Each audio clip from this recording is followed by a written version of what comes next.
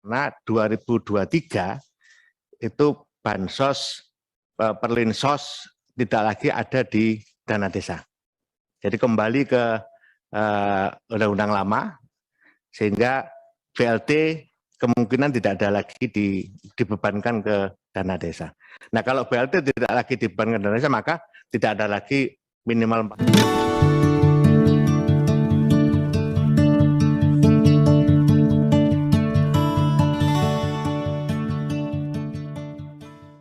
Betapa kita memang betul-betul mencermati agar tidak terjadi overlapping dan betul-betul sesuai dengan permasalahan yang dihadapi. Nah, itulah Bapak Ibu sekalian yang juga kita terapkan di dalam pemanfaatan dana desa, di mana kita memberikan arah. Kementerian Desa itu punya kewenangan di dalam menyusun prioritas penggunaan dana desa. Nah, supaya dana desa ini memiliki arah yang jelas, maka kita bikin arah kebijakan pembangunan desa yang kita rujuk pada SDGs. Sehingga jelas sekali dengan penggunaan diksi yang lebih sederhana. Misalnya desa tanpa kemiskinan, desa tanpa kelaparan, pendidikan desa berkualitas, ekonomi desa tumbuh merata, dan seterusnya. Nah, sehingga harapan kita ke depan adalah pembahasan pemanfaatan dana desa itu diketahui oleh seluruh warga masyarakat, dan masyarakat tahu ini desa kita ini menuju kemana sih. Kalau infrastruktur sudah bagus semua misalnya, karena memang beberapa desa sudah bagus, itu ada pertanyaan, kalau sudah bagus semua terus kita mau bangun apa? Ini juga muncul permasalahan. Padahal masalah kemiskinan masih cukup tinggi, masalah pendidikan masih sangat rendah, masalah kesehatan masih sangat banyak stunting, meskipun infrastrukturnya sudah bagus. Nah, itulah makanya di dalam pelaksanaan pemanfaatan dana desa, Kementerian Desa mendapat tugas untuk menyusun prioritas penggunaan. Nah, di dalam penyusunan prioritas penggunaan dana desa, kami tidak pernah memplotting prioritas, proporsional atau persentase. Nah, jadi mana Pak Syahrul tadi? Jadi pertanyaan Pak Syahrul tadi, saya terima kasih Pak Hamka sudah dijawab, dibantu menjawab pertanyaan Pak Syahrul terkait dengan sehingga saya tidak perlu menjawab karena Pak Hamka sudah menjawab. Dan pertanyaan Pak Hamka sebenarnya juga sudah tahu lah Pak Hamka. Kalau tadi saya lihat Pak Hamka menanyakan 3% ke Bu Menteri Keuangan, sebenarnya pertanyaan Pak Hamka tentang apakah Kementerian Desa tahu atau diajak bicara tentang Perpres 104, itu sebenarnya pertanyaannya sebenarnya sudah tahu jawabannya sendiri Pak Hamka. Jadi itu yang terkait secara umum untuk kebijakan pemanfaatan dana desa, termasuk tadi yang terkait formula. Bagaimana di daerah saya terpencil, desanya dipecah oleh laut, tapi dana desanya rendah. Nah, ini urusan mazhab sebenarnya, urusan mazhab dalam artian Kementerian Keuangan bikin formula itu ada kepadatan penduduk. Beberapa usulan kita sampaikan tapi belum terakomodir juga, misalnya bagaimana wilayah-wilayah yang luar Jawa ini justru mendapatkan, usulan kita global saja sih sebenarnya, bagaimana luar Jawa ini justru mendapatkan alokasi dana desa proporsinya lebih besar daripada yang di Jawa. Nah, tetapi jawabannya pelayanan masyarakat itu yang terpenting untuk dana desa, maka jumlah penduduk menjadi salah satu tolok ukur.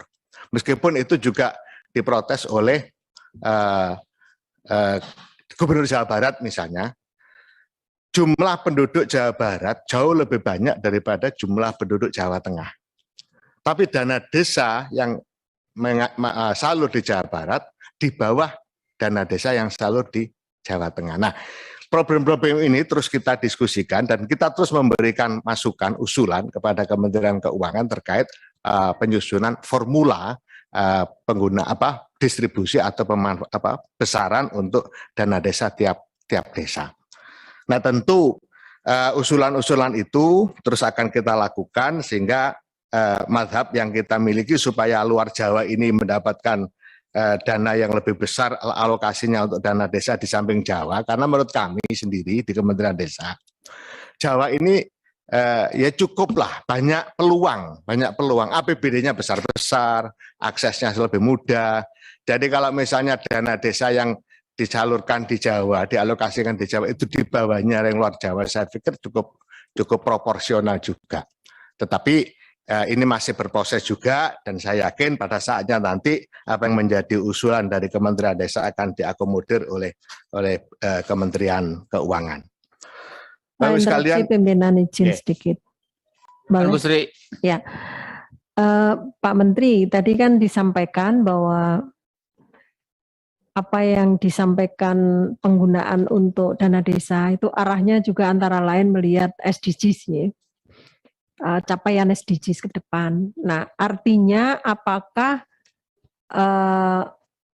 Perpres 104 itu ada tenggang waktu, ada masanya menurut Bapak? Karena kan tadi disampaikan seperti itu. Maksudnya kalau acuannya ke sana suatu saat kan sudah tidak ada itu begitu. Terima kasih. Pak Menteri. Kalau 104 terkait 40% maksimal, minimal, itu saya pikir tidak akan berjalan lebih lanjut karena 2023 itu bansos, perlinsos tidak lagi ada di dana desa.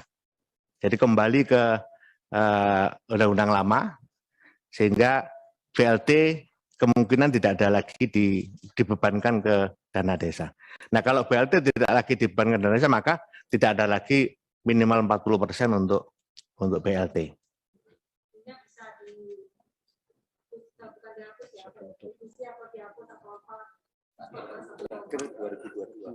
Berakhir 2022. Iya. Ya, artinya begini, kalau melihat itu pasti akan berakhir di 2022. Nggak akan ada, karena 2023 tidak ada lagi BLT. Dalam artian membebani apa yang diambilkan dari dana desa, karena sudah kembali ke 3% tadi, sehingga aturan yang ada bukan lagi Undang-Undang Nomor 2, karena itu sudah tidak berlaku. Begitu Pak Angga ya. Nah, jadi itu penjelasan seperti ya, itu. jelas saya kira Pak Menteri, silakan.